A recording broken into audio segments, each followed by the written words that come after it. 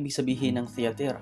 Ang bansang Thyatira noong unang panahon makita ito sa Pahayag Kapitulo 2, versikulo 18. Ang Thyatira ay isang sinaunang lungsod ng Asia Minor na matatagpuan sa ngayong modernong panahon sa Akhisar, Turkey.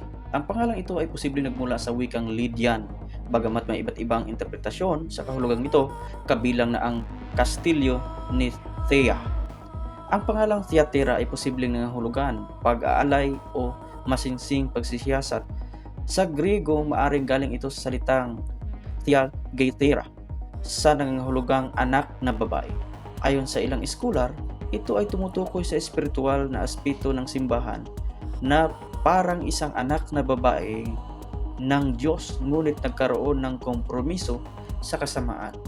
Ang konteksto nito sa Pahayag 2:18-19, makita na ang simbahan ng Thyatira ay tinutukoy sa parang isang anak ng Diyos ngunit nalihis sa maling aral ni Jezebel. Kaya ang kahulugan nito ay simboliko na parang babaeng anak na naligaw.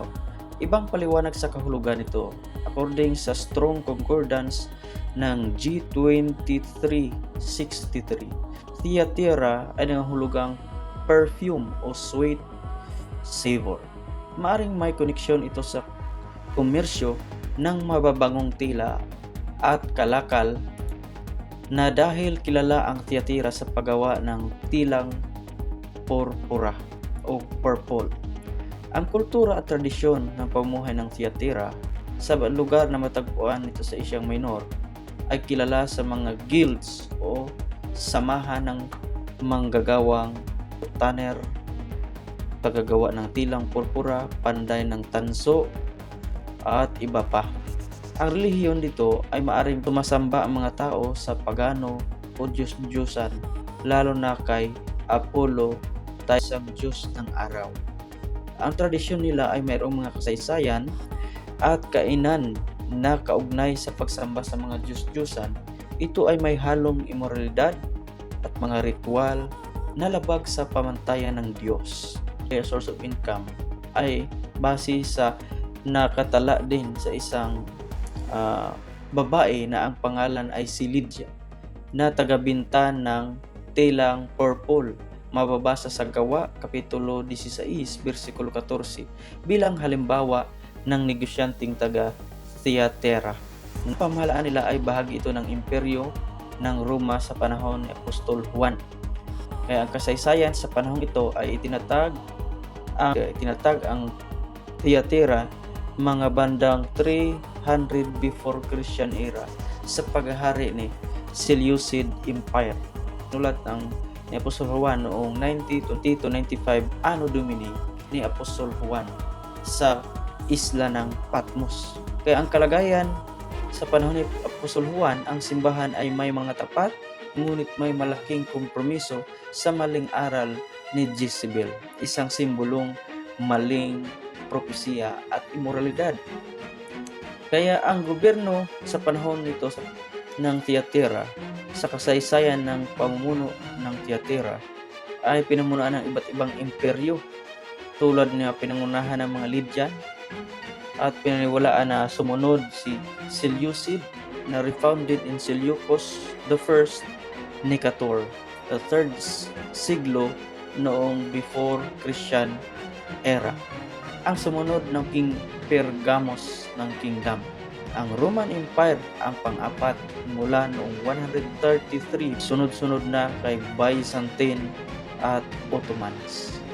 Kaya bakit sinulatan ang Thyatira?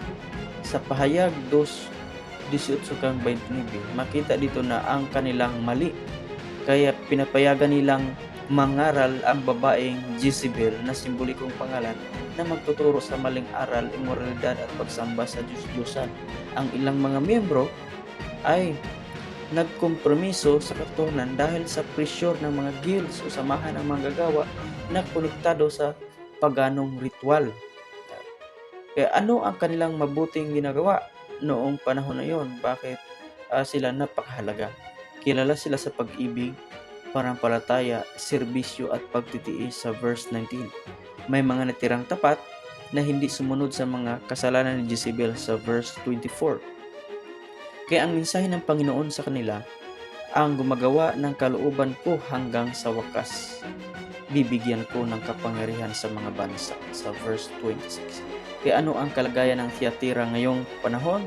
Ang lungsod ng Thyatira ngayon ay tinatawag na Akisar sa bansang Turkey. Isa na nitong modernong bayan, ngunit may ilan na lamang mga Kristiyano, karamihan ay Muslim. Ang simbahan ng Thyatira ay wala na, ngunit ang mensahe nito ay nanatili para sa mga iglesia sa kasalukuyan, lalo na ang babala laban sa kompromiso sa kasalanan at maling aral. Base sa ekspertong manunulat at propeta ng Seventh-day Adventist Church, dito mababasa sa Testimonies for the Church, Volume 5, page 101, ang simbahan ay dapat maging tapat sa katotohanan. Anuman ang kapalit, ang espiritu ni Jezebel ay gumagambala sa bayan ng Diyos sa pamagitan ng pandaraya, imoralidad at maling propesya. Karagdagan sa Seventh-day Adventist Bible Commentary, Volume 7, page 759 to 764, ang Thyatira ay represent sa church during the Dark of Ages noong 538 AD to 1517 AD, na kung saan maraming kompromiso sa katotohanan ang nangyayari. Ang Jezebel ay simbolo ng pagkaalis sa dalisay sa pananampalataya at pagsanib ng simbahan at estado. Simbahan ng Thyatira ay sumisimbolo sa paganong Kristyanismo, kung saan ang tradisyon ay pinalitan ang Biblia. Basa ito sa Systematic Theology, Volume 2, na The Church and the Apostasy. 20th Fundamental Belief ng Seventh-day Adventist sa The Remnant at Mission, ang tapat sa Thyatira ay larawan ng nalalabing bayan ng Diyos. Sa 14 na Fundamental Belief, Unity in the Body of Christ, tinutuligsa ang maling aral na naghahati at nagdadala ng immoralidad. Number 18 ng 20th Fundamental Belief sa The Gift of Prophecy, si Jezebel ay larawan ng maling propesya, kabaligtaran ng tunay na kaloob ng propesya. First, na number 2 sa 20th Fundamental Belief, tinuturo ng Thyatira na ang salita ng Diyos lamang ang dapat pamantayan ng aral, hindi ang tradisyon. Kaya dito makita natin ang conclusion sa kabuuan, huwag makipagkompromiso sa katotohanan para lamang sa pakisama o kabuhayan. Ingatan ang simbahan laban sa maling aral at propesya. Ang Diyos ay nagpaparusa, ngunit nagbibigay din ng pagkakataong magsisisi. Ang mga magtitiyaga ang tapat ay bibigyan ng gantimpala ng Diyos.